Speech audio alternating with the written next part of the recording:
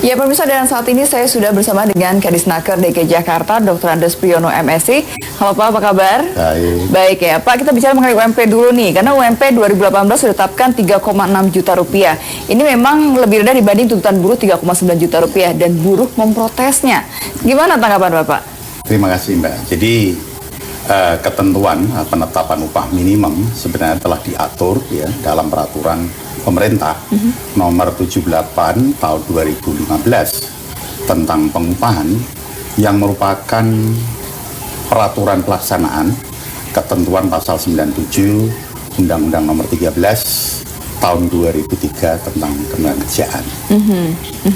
Baik, nah artinya penetapan yang 3,6 itu berdasarkan apa sih? Karena kan tuntutan buruh 3,9 tapi akhirnya Pemprov sendiri mengambil jalan tengahnya begitu? Iya. Sebenarnya begini, dalam PP 78 tahun 2015 tentang pengupahan, penetapan upah minimum provinsi sudah tidak lagi memerlukan survei kebutuhan KHL. Ya, kehidupan layak ya. Iya, kecuali bagi daerah yang nilai upah minimum provinsi L, sedangkan nilai upah minimum di Provinsi DKI Jakarta sejak tahun 2012 selalu di atas nilai kebutuhan hidup layak. Ya. Baik. Nah ini kalau dilihat kan memang buruh selalu memprotes mengenai hal ini, padahal mereka memiliki perwakilan di Dewan Pengupahan gitu. Apa yang terjadi Pak? Apakah tidak ada misalnya entah komunikasinya kurang lancar atau ada apa sebenarnya? Ya, sebenarnya begini, di Dewan Pengupahan itu sudah ada keterwakilan. Jadi unsur pemerintah, unsur pengusaha, dan unsur buruh itu sendiri. Jadi dalam arti aspirasi atau keinginan buruh itu sebenarnya sudah terakomodir di Dewan Pengupahan. Dan dalam hal ini Dewan Pengupahan hanya merekomendasikan kepada Gubernur Provinsi DKI dalam rangka penetapan upah minimum itu sendiri, Mbak. Baik.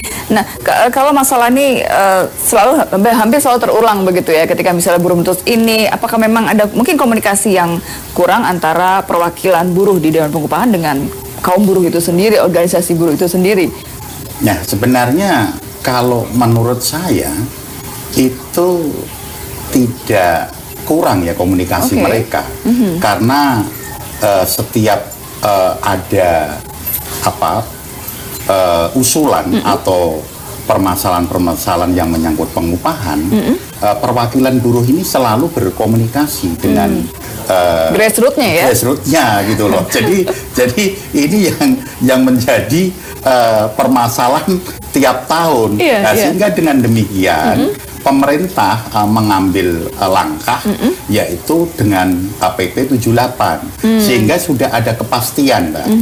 Jadi yang jelas UMP tiap tahun pasti akan naik, gitu loh, karena didasarkan UMP yang sedang berjalan ditambah inflasi dan pertumbuhan ekonomi secara nasional. Jadi dipastikan bahwa setiap tahun UMP pasti naik. Itu menjadi solusi yang ditawarkan oleh Disnaker begitu ya. Ada protes juga kemudian dari pihak pengusaha misalnya? Ya, sebenarnya dalam hal ini kalau kita lihat pernah juga unsur pengusaha itu keberatan, itu juga pernah terjadi. Namun demikian pemerintah ngambil kebijakan tersebut itu dalam rangka satu ya ada kepastian. Kedua juga berharap pemerintah artinya nanti juga memikirkan kesejahteraan buruh itu bagaimana meningkat. Tapi di sisi lain, dunia usaha juga tetap eksis. Ketiga, tentunya lapangan kerja juga tumbuh, gitu loh. Ini yang penting. Baik, mungkin kan ada juga program-program dari Disnaker untuk tadi menciptakan lapangan pekerjaan yang lebih banyak lagi begitu dalam program-program yang terkait dilakukan oleh pemerintah Provinsi DKI Jakarta yang baru. Ya, nah ini pemerintah DKI Jakarta yaitu ada gerakan yaitu OKOC ya. Betul. Nah, ini target OKOC itu selama 5 tahun pemerintahan Pak Anies dan Pak Sandi ini diharapkan bisa menciptakan wirausaha baru itu kurang lebih sekitar 200.000. 200.000 selama 5 tahun? Iya, selama 5 tahun. Sehingga dengan demikian, kalau di rata-rata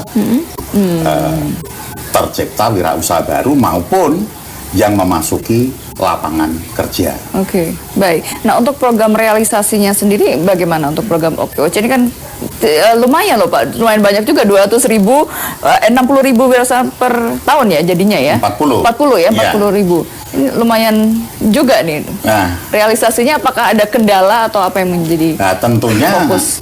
Ini belum ada kendala karena program ini tentunya akan dilakukan, akan dilaksanakan ini di awal tahun 2018.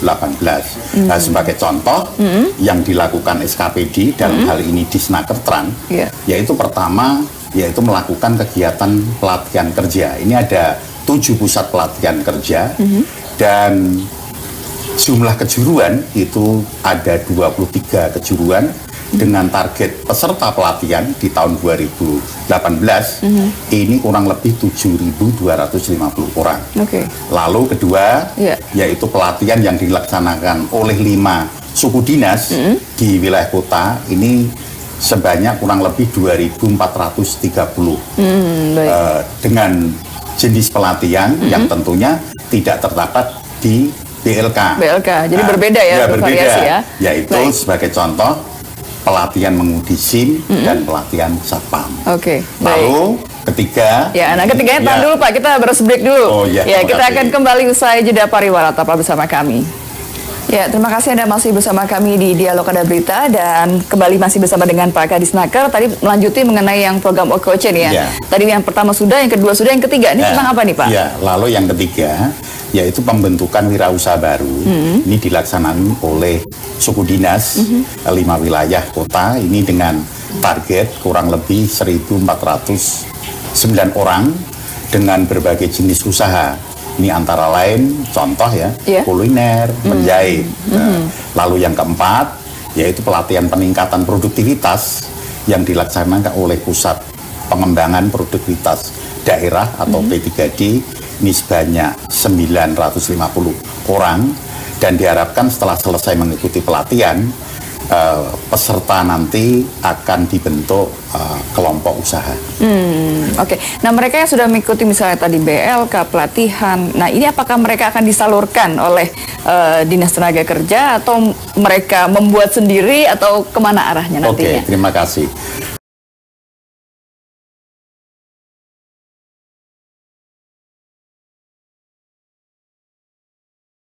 Nah, tentunya yang tadi dilatih di BLK, kita juga memfasilitasi sehingga mereka yang dilatih itu bisa memasuki pasar kerja.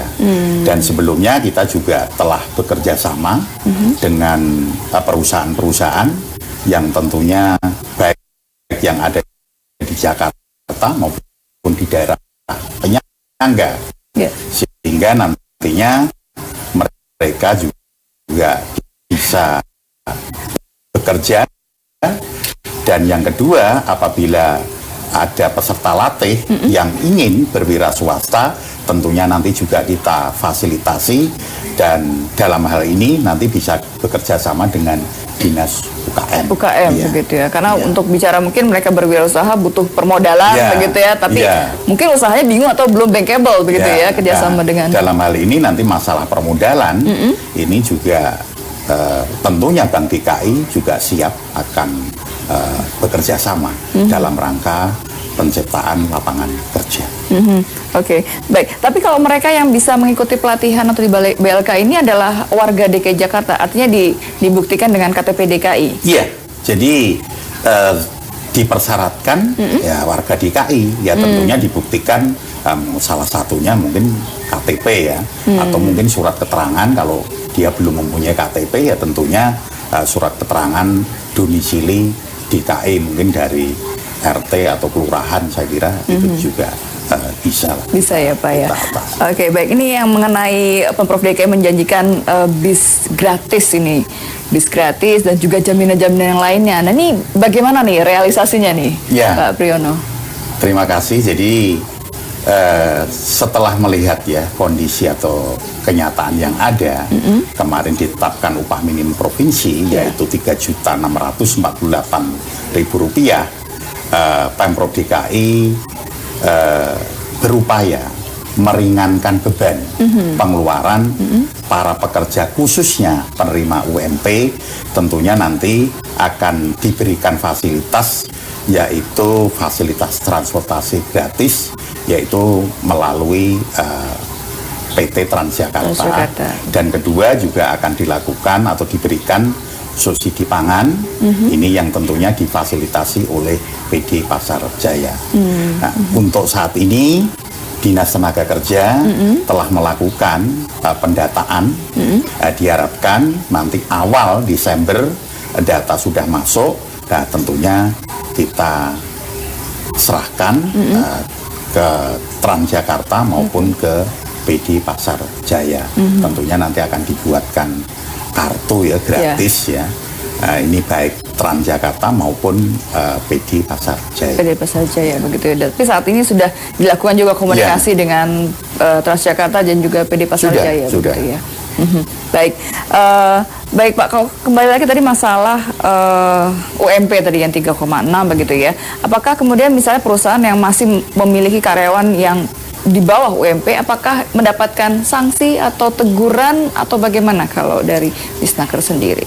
Yang jelas bagi perusahaan-perusahaan apabila masih ya atau terdapat melakukan katakan memberikan upah di bawah UMP, tentunya ada sanksi. Sanksi itu bisa pidana, bisa denda.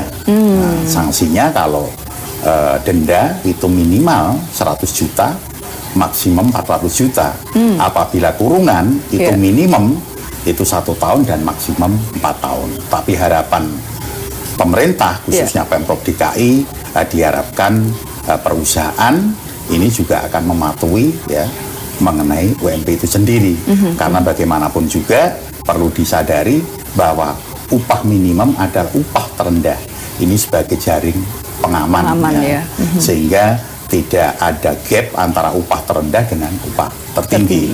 Intinya di situ. Baik, baik. Mungkin sekaligus closing statement, Pak Piono, artinya juga bagaimana memberikan pemahaman kepada warga DKI khususnya untuk bahwa ya jangan kemudian takut untuk berusaha, jangan kemudian merasa takut untuk kehilangan pekerjaan. Artinya menciptakan, jadi artinya Pemprov DKI sendiri kan memang ingin menciptakan Jakarta ini memang lingkungannya yang aman untuk berusaha, untuk berwirausaha. Iya. Silakan. Iya, tentunya dalam hal ini kita berupaya menjaga ya hubungan industrial di DKI itu cukup kondusif, sehingga dengan demikian juga memberikan kenyamanan bagi investor ya, baik dari luar maupun dalam negeri sendiri, juga bisa memberikan rasa nyaman bagi para pewirausaha baru dalam rangka mengembangkan atau meningkatkan usahanya. Sehingga dengan demikian ini ada efek, artinya bisa kalau kita bisa menciptakan pewirausaha baru, ini artinya juga bisa dia menciptakan lapangan kerja itu sendiri. Ya, baik. Baik Pak Piono, terima kasih telah bergabung bersama kami. Dan pemirsa, demikian perbincangan saya dengan Kadisnaker DKI Jakarta, dan kita kembali ke studio.